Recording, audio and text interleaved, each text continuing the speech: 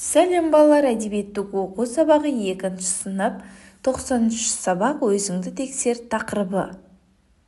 1-ші тапсырма. Қоршаған ортаға қамқорлық дегенді қалай түсінесің? Қоршаған ортаға қамқорлық деген ол қоқыстарды тастамау, су беттерін ластамау, өсімдіктерді сындырып, баспау, жан-жануарларға көмектесу деп түсінемін. 2-ші тапсырма. Дүрбінің атынан балаларға ауланы таза ұстау туралы ақыл айт. Мен дүрбімін деп баста. Мен дүрбімін. Мен табиғатты алыстан да, жақыннан да жақсы көре аламын. Біздің елдің табиғаты сондай тамаша. Өкінішке орай, осындай керемет табиғатты ластап, тазалықты сақтамай, қоқыс тастап жататын балалар да бар.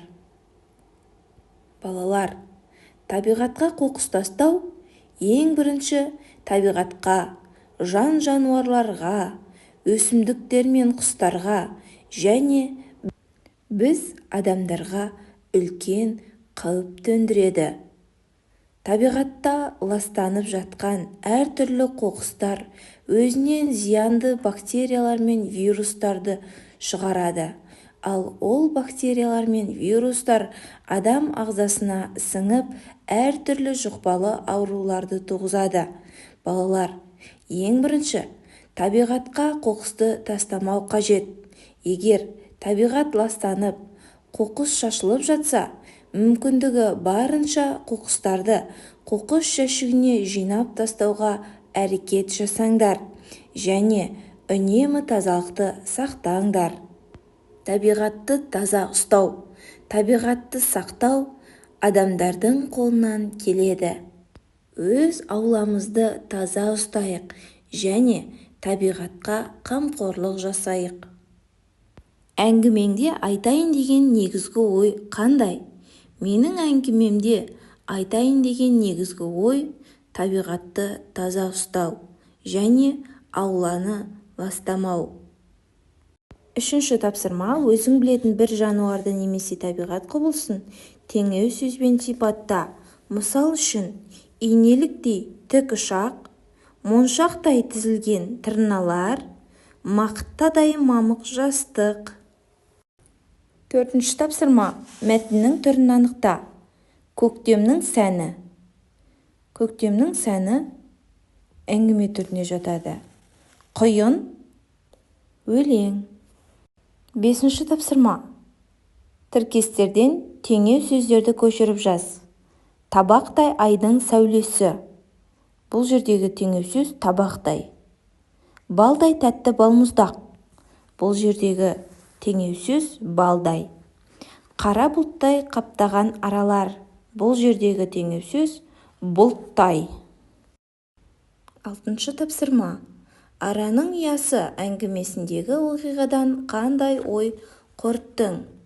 Мен араның ұясы әңгімесіндегі оқиғадан табиғаттағы жазықсыз жәндікке өзіміз тиіспесек, олар өздігінен адамдарға тиіспейтінін ұқтым. 7-ші тапсырма. Құстар әлемі мәтіннен өзің үшін қандай жаңа ақпарат алдың? Құстар әлемі әңгімесінен мен қыран бүркіттің балаларын тәрбиелеуі туралы және әупілдек құсы туралы жаңа ақпараттар алдым. 8-ші тапсырма. Болаттың белгісі әңгімесінің авторын ата. 1-шісі Ермек Өтеутілеуұлы, 2-шісі Өтебай Қанахин, 3-шісі Қанат Қайым. Болаттың белгісі әңгімесінің авторы Өтебай Қанахин.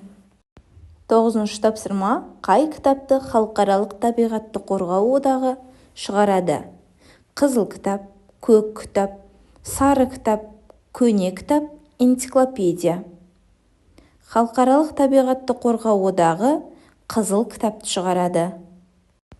10-ші тапсырма. Абай Құнанбайұлы туралы не білдің? 1-ші сұрақ. Ақынның қай өлеңмен таныстың? Ақынның жазғытұры өлеңмен таныстым. 2-ші сұрақ. Ақын қай жерде туып өскен? Ақын қазіргі Абай облысы Шыңғыстау жерінде туып өскен. Үшінші сұрақ: Абай атаның қай өлеңін, қандай әнін білесің? Абай атаның жазғытұры қыз өлеңі мен айттым саған қаламқас әнін білемін. 11-ші тапсырма: жайын мәтіннің мазмұнын әңгімеле. Жайын: теңіздің беті бүгін айнадай тап-таза болып тұратын еді, ал теңіздің жаны сондай тып-тыныш. Теңіз бетіндегі кермек су шолп-шолп етіп жағаны жуып жатты. Осы уақытта алып жайын балық теңіз жағалауына момын болып жүзіп келді. Жағалауға жүзіп келді де жағаға өзін лақтырып серпи жөнеледі. Алып жайынның бұндай мінезін көрген Асқар мен Заңғар таң қалады және жайынды теңізге қайтармақ болып, бар күштерімен жайынды теңізге қарай бұрып алып барады. Дегенмен жайын суға түспей, қайтадан өзін жағалауға лақтырады. Дегенмен Заңғар мен Асқар алған беттерінен таймай, жайынды бар күштерімен теңізге қарай беттеп, теңізге түсіреді. Жайын теңізге түсе салып көзін ашып жан-жағына қарайды дағы бар күшімен теңіздің жағалауына қарай жүзіп келіп, тағы да өзін құмға лақтырады.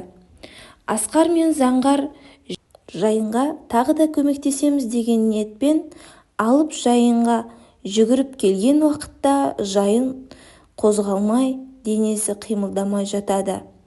Ал балықтың аузынан және желбезектерінен қара мұнай құм бетіне төгіліп жатқанын көреді. Жарайсыңдар балалар, өте жақсы.